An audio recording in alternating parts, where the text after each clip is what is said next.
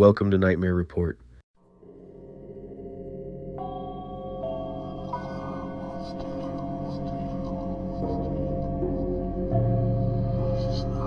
Story number 1. The seatbelt sign dinged on just as we hit cruising altitude. I remember because my daughter, Ava, jumped in her seat and laughed like it was part of the ride. She was 6. Everything excited her. My wife, Melissa, smiled and handed her the little pack of pretzels the flight attendant had dropped off earlier. It should have been a normal flight, Denver to Atlanta. 3 hours, that's all. But I still wake up hearing that man whispering behind us. We boarded late because of a delay, and by the time we got on, most passengers were already seated. I noticed him immediately. Row 19, window seat. Tall, thin guy wearing a dark gray hoodie, despite the heat inside the cabin. His hood was pulled low enough that I couldn't fully see his face, but I caught pale skin and eyes that looked almost too wide. He wasn't watching his phone, wasn't reading. He was just staring at us. I figured maybe he was zoning out. Airports are exhausting. People act weird all the time. Still, as we walked down the aisle, his eyes followed Ava. Not Melissa, not me, just Ava. The kind of stare that makes your stomach tighten before your brain catches up. Our seats were in row 24, 4 rows behind him. I forgot about it after takeoff, or at least I tried to.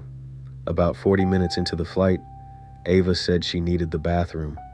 Melissa was asleep against the window, so I unclipped my seatbelt and took Ava up the aisle. As we passed row 19, the man was still staring, only now he was turned completely around in his seat, watching us approach. I moved Ava to the opposite side of me without thinking. The second we passed him, I smelled something strange. Not alcohol, not body odor. It smelled metallic, like wet pennies. The airplane bathroom near the front was occupied, so we waited beside the galley. That's when I noticed him standing too. He'd gotten out of his seat silently, no bag, no reason, just standing near the front of the plane pretending to stretch. But every few seconds his eyes flicked toward Ava. I gave him a look, one of those back-off stares dads do without saying anything. He smiled, not friendly, more like he knew something I didn't. The bathroom door opened, Ava went inside, and I stayed right outside the door. The man lingered near the flight attendants. One attendant asked if he needed anything. He shook his head slowly. Then he said something I couldn't fully hear. The attendant's smile disappeared instantly. She looked uncomfortable. A minute later, Ava came out, and I immediately walked us back to our seats. As we passed row 19 again, his seat was empty. I stopped, looked around, nothing. Then Ava tugged my sleeve and whispered, "Daddy, he's behind us." I turned. He was standing at the very back of the plane near the rear bathrooms, completely still, watching us. The entire walk back to our seats, I could feel his eyes on us. Melissa woke up when we sat down. "What's wrong?" she whispered. I told her quietly about the guy. At first she brushed it off. "Probably just socially awkward," she said. Then she looked behind us. Her expression changed immediately. The man was standing in the aisle now, not moving, just staring between the seats directly at Ava. A flight attendant approached him and asked him to return to his seat. He didn't respond right away. He kept staring. Then finally, he walked back up the aisle without a word. Melissa gripped my arm hard enough to hurt. "That's not normal," she whispered. "No kidding." An hour later, the cabin lights dimmed. Most passengers were asleep. Outside, the windows was nothing but darkness. That's when Ava leaned toward me. "Dad," she whispered, trembling, "that man keeps smiling at me." I looked over my seat carefully. He was there, but he wasn't sitting normally anymore. He was kneeling backward in his seat, facing us, his chin resting on top of the headrest. Smiling, I immediately hit the call button. A different flight attendant came over this time, an older man with silver hair. I explained everything quietly. He glanced toward row 19. The man instantly turned around and sat normally.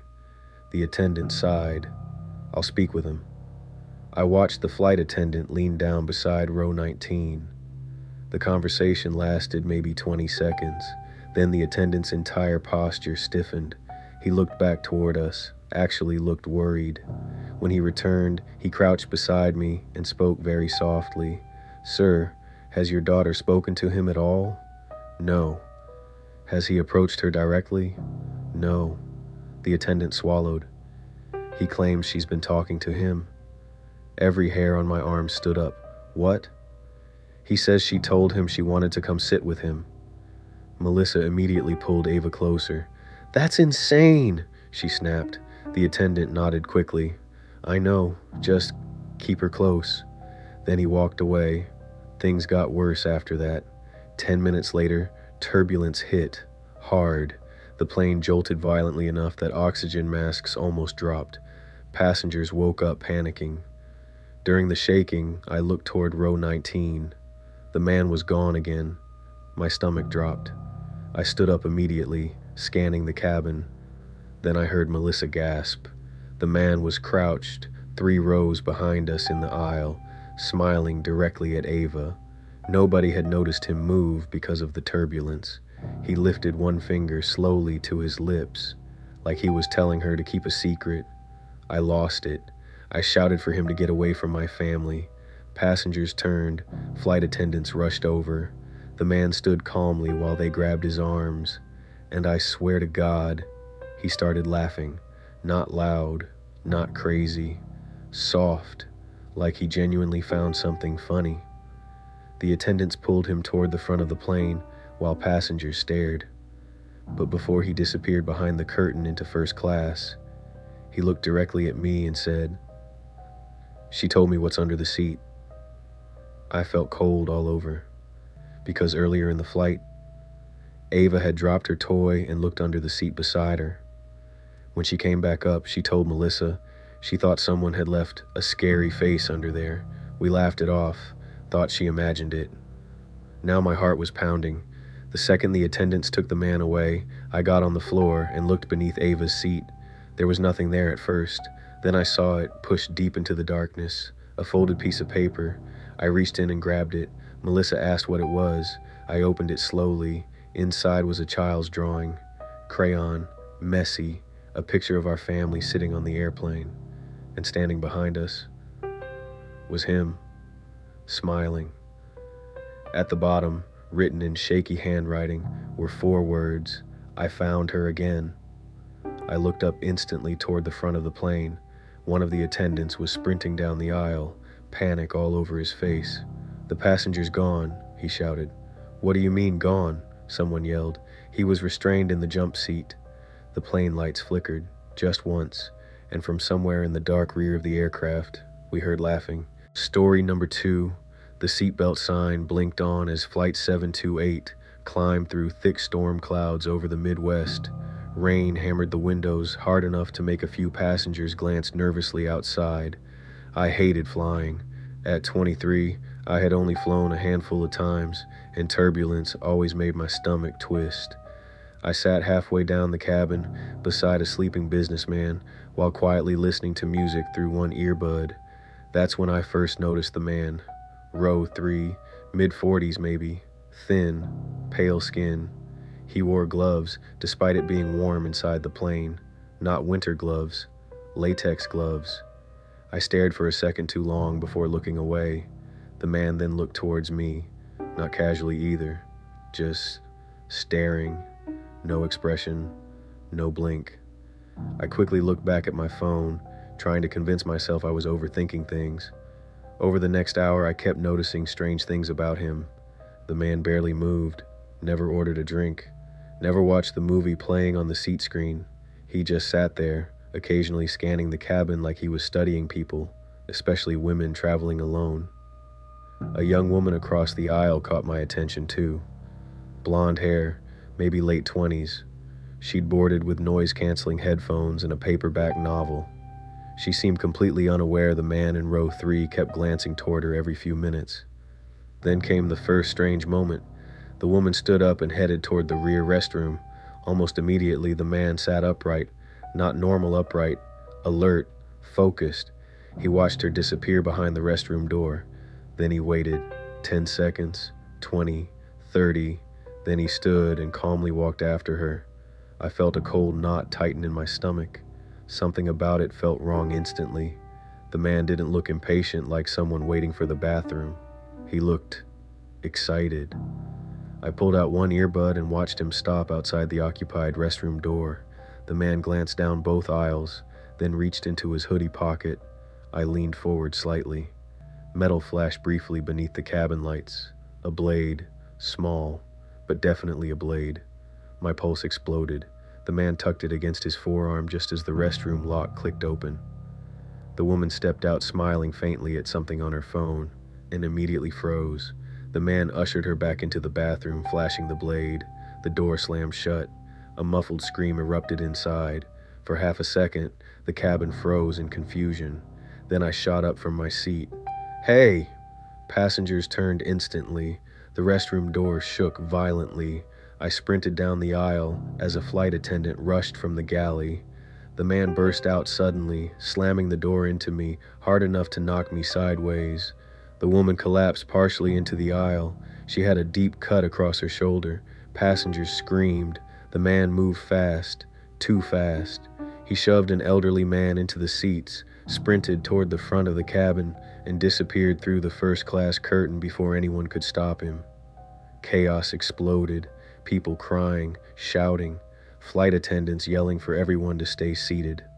I stumbled after him but stopped when he saw the cockpit door area empty.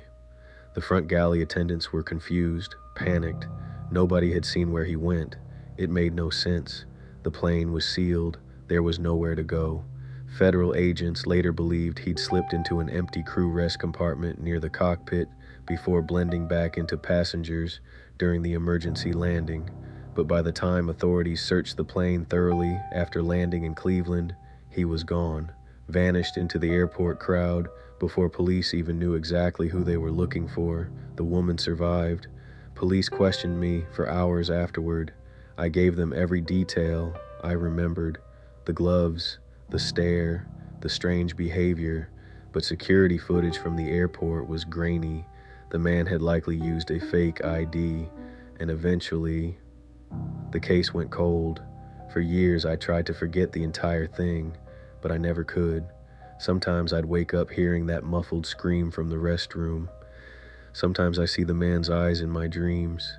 Still, life moved on until 3 years later. It happened on an ordinary Thursday night.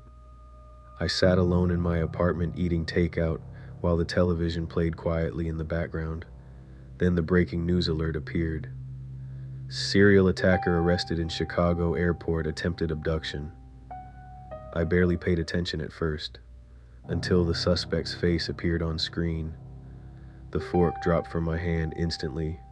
Same pale skin, same dead eyes, older now, but unmistakable. My entire body went numb. The reporter continued speaking. Authorities say the suspect attempted to lure a woman into an airport restroom before being stopped by witnesses. Investigators now believe he may be connected to multiple unsolved disappearances across several states dating back over a decade.